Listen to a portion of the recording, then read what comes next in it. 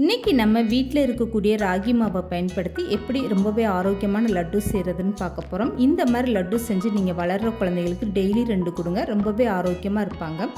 Hello friends, welcome to சமையல் delight.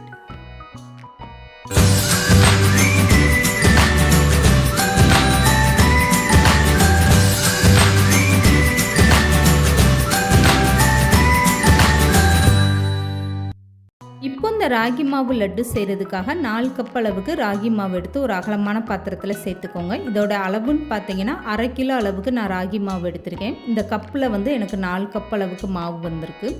இப்போ இந்த மாவு எல்லாமே ஒரு அகலமான பாத்திரத்தில் சேர்த்துட்டு இதில் கொஞ்சமாக நீங்கள் உப்பு சேர்த்துக்கோங்க. நம்ம செய்யக்கூடிய இந்த ராகி மாவு லட்டு இனிப்பாக தான் இருக்கும். ஆனாலுமே நீங்கள் மாவு பிசையும் போது இதில் 1/4 ஸ்பூனுக்கும் கொஞ்சம் குறைவான உப்பு சேர்த்து செய்யும்போது இந்த லட்டு சாப்பிடல நல்லா சூப்பரான டேஸ்ட்டாக இருக்கும். இப்போ உப்பு சேர்த்துட்டு ஒரு டைம் இந்த மாவை நல்லா கலந்து கொடுத்ததுக்கப்புறம் தண்ணி நல்லா சூடு பண்ணிவிட்டு இந்த சுடுதண்ணியை வச்சு நீங்கள் மாவு பிசைஞ்சு எடுத்துக்கோங்க. கொஞ்சம் கொஞ்சமாக தண்ணி சேர்த்து புட்டுக்கு மாவு எப்படி தயார் பண்ணுவோமோ அந்த மாதிரி ஒரு பக்குவத்தில் தயார் பண்ணிக்கோங்க.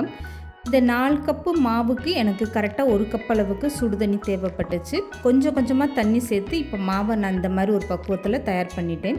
இப்போ பிசைஞ்சு எடுத்த மாவை ஒரு மிக்ஸி ஜாரில் சேர்த்துட்டு லைட்டாக மட்டும் நீங்கள் இந்த மாவை அடித்து எடுத்துக்கோங்க. அப்போ மாவு உங்களுக்கு இந்த மாதிரி நல்லா உதிரி உதிரியாக இருக்கும், கெட்டியாக இல்லாத அளவுக்கு.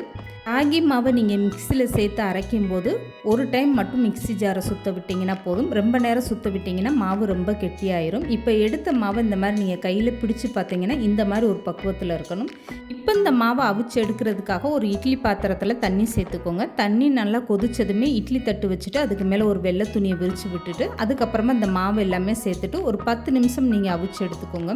இப்போ மாவு சேர்த்ததுமே இட்லி பாத்திரம் மூடி போட்டு அப்படியே வேக வச்சுருங்க. கரெக்டாக 10 நிமிஷம் இந்த மாவு நல்லா வெந்து வந்துடும். அதுக்கப்புறமா நீங்கள் மூடியை திறந்துட்டு இந்த மாவை நல்லா கையில் எடுத்து பாருங்கள் எந்த அளவுக்கு வெந்திருக்குன்னு. உங்களுக்கு இப்படி அமுக்கி பார்க்கும்போதே இதோட பக்குவம் தெரியும். இந்த மாதிரி நல்லா மாவு வெந்திருக்கணும். இதுக்கப்புறமா இந்த மாவை அப்படியே வேறு பாத்திரத்தில் கொட்டி ஆற வச்சுருங்க.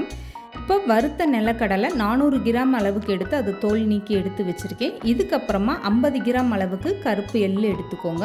இந்த எள்ளு வறுத்தெடுத்து தான் சேர்க்கணும். இப்போ இந்த எள்ளை வறுத்தெடுக்கிறதுக்காக ஒரு அகலமான பாத்திரம் வச்சுக்கோங்க. இப்போ ஸ்டவ் ஆன் பண்ணிவிட்டு இந்த எள்ளை அந்த பாத்திரத்தில் சேர்த்துக்கோங்க. சேர்த்துட்டு லேசாக அப்படி வறுத்து விட்டிங்கன்னா போதும். பாத்திரம் சூடானதுமே இந்த எள்ளு நல்லா தெறிக்க ஆரம்பிச்சிடும். அதுக்கப்புறமா நீங்கள் ஸ்டவ் ஆஃப் பண்ணிவிட்டு இந்த எள்ளை நல்லா ஆற வச்சுட்டு மிக்ஸி ஜாரில் சேர்த்து அரைச்சி எடுத்துக்கோங்க. இப்போ இந்த மாவு நல்லாவே ஆறிடுச்சு. நான் வேறு ஒரு அகலமான பாத்திரத்தில் மாற்றிட்டேன். கையில் தொட்டு பார்த்திங்கன்னா இந்த மாவு நல்லா ஆறி இருக்கணும். இப்போ எடுத்து வச்சுருந்த நிலக்கடலையை மிக்ஸி ஜாரில் சேர்த்து 1 பாதியமாக அரைச்சிட்டு அதை சேர்த்தாச்சு. இது கூடவே 50 கிராம் அளவுக்கு பொட்டுக்கடலை எடுத்து அதையுமே 1 பாதியமாக அரைச்சிட்டு அதையுமே நான் சேர்த்துக்கிட்டேன். இப்போ வறுத்து எடுத்த எள்ளு நல்லா ஆறுனதுக்கப்புறம் இதையுமே மிக்ஸி ஜாரில் சேர்த்துட்டு 1 பாதியமாக அரைச்சிட்டு அதையுமே சேர்த்துக்கோங்க. இப்போ 1 ஸ்பூன் அளவுக்கு ஏலக்காய் சுக்கு சேர்ந்த பொடி சேர்த்துக்கோங்க. அப்போ நல்லா வாசனையாக டேஸ்ட்டாக இருக்கும். இப்போ கரண்டி வச்சு இது எல்லாமே சேர்த்து இப்படி நல்லா கலந்து கொடுத்துருங்க ஒரு டைம். இப்போ இந்த லட்டுக்காக 3 கப் அளவுக்கு உடைச்ச வெல்லம் நான் சேர்த்துருக்கேன். நீங்கள் நாட்டு சக்கரை கூட சேர்த்துக்கோங்க. எந்த கப்பில் ராகி மாவு 4 கப் அளவுக்கு கலந்து எடுக்கிறீங்களோ 3 கப் அளவுக்கு உடைச்ச வெல்லம் சேர்த்துக்கோங்க. இது கரெக்டான இனிப்பாக இருக்கும். அந்த காலத்தில் பார்த்திங்கன்னா எல்லார் வீட்லேயுமே உலக்கையெல்லாம் இருக்குங்க. இதை உரலில் இடித்து தான் இந்த லட்டு செய்வாங்க. அது ஒரு தனி டேஸ்ட்டாகவும் ரொம்பவே சூப்பராக இருக்கும். ஆனால் இப்போ பார்த்திங்கன்னா எல்லார் வீட்லேயும் இந்த மாதிரி உலக்க இருக்க வாய்ப்பு இல்லைங்க. ஆனால் இந்த மாதிரி இஞ்சி தட்டுற கல் கண்டிப்பாக எல்லார் வீட்லேயுமே இருக்கும். அந்த கல்லை எடுத்துட்டு நீங்கள் உலக்க மாதிரி இந்த மாதிரி மாவை நல்லா இடிச்சுக்கோங்க. ஒரு 10லேருந்து 15 நிமிஷம் நீங்கள் மாவை இப்படி நல்லா இடிச்சுக்கும் போது இது உரலில் இடிக்கிற அதே டேஸ்ட்டு நம்மளுக்கு கொடுக்கும். இந்த மாவு வெல்லம்லாம் ஒன்றா மிக்ஸ் ஆகி உங்களுக்கு இந்த மாதிரி ஒரு பக்குவத்தில் வந்துடும். கையில் எடுத்து நீங்கள் இப்படி பிடிச்சு பார்த்தீங்கன்னா லட்டு பிடிக்க ரொம்பவே சூப்பராக இருக்கும். இப்போ 15 நிமிஷம் இந்த மாவை நல்லா இடித்ததுக்கப்புறமா 5 ஸ்பூன் அளவுக்கு இதில் நெய் சேர்த்துக்கோங்க. நெய் சேர்க்கும் போது லேசாக சூடு பண்ணிவிட்டு அதுக்கப்புறமா அந்த நெய்யை சேர்த்துக்கோங்க. இப்போ கரண்டி வச்சு ஒரு டைம் இந்த மாவு எல்லாமே நல்லா கலந்து கொடுத்துருங்க. இப்போ சேர்த்துருந்த நெய் எல்லா பக்கம் பரவுற மாதிரி இந்த மாவை ஒரு டைம் கரண்டி வச்சு இப்படி கலந்து கொடுத்துருங்க. அவ்வளோதாங்க. இதுக்கப்புறமா ஈரம் இல்லாமல் கையை நல்லா தொடச்சிட்டு உங்களுக்கு லட்டு எந்த சைஸில் வேணுமோ அந்த அளவுக்கு நீங்கள் லட்டாக பிடிச்சி எடுத்து வச்சுக்கோங்க.